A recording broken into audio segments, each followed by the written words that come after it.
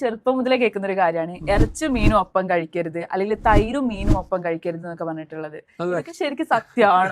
അത് ആക്ച്വലി ഒരു മിത്താണ്. ആക്ച്വലി ഈ ഇറച്ചും മീനും ആക്ച്വലി രണ്ടും പ്രോട്ടീനാണ്. ഈ നമ്മുടെ ഭക്ഷണങ്ങൾ, നമ്മൾ കഴിക്കുന്ന ഭക്ഷണങ്ങൾ വയറിന്റെ അകത്ത് ചെന്ന് കഴിഞ്ഞാൽ അതിനെ നമ്മൾ ഡൈജസ്റ്റ് ചെയ്ത് കഴിഞ്ഞാൽ അത് 2-3 സാധനങ്ങളായിട്ടാണ് മാറുന്നത്. അത് നിങ്ങൾ ഇറച്ചിയായിട്ട് കഴിച്ചാലും ശരി, മീനായിട്ട് കഴിച്ചാലും ശരി, തൈരായിട്ട് കഴിച്ചാലും ശരി, അത് ഒന്ന് കാർബോഹൈഡ്രേറ്റ് ആയിട്ട് പോകും, മറ്റൊന്ന് പ്രോട്ടീൻ ആയിട്ട് പോകും, മറ്റൊന്ന് ഫാറ്റ്. ഇതാണ് 3 മേജർ സാധനങ്ങൾ.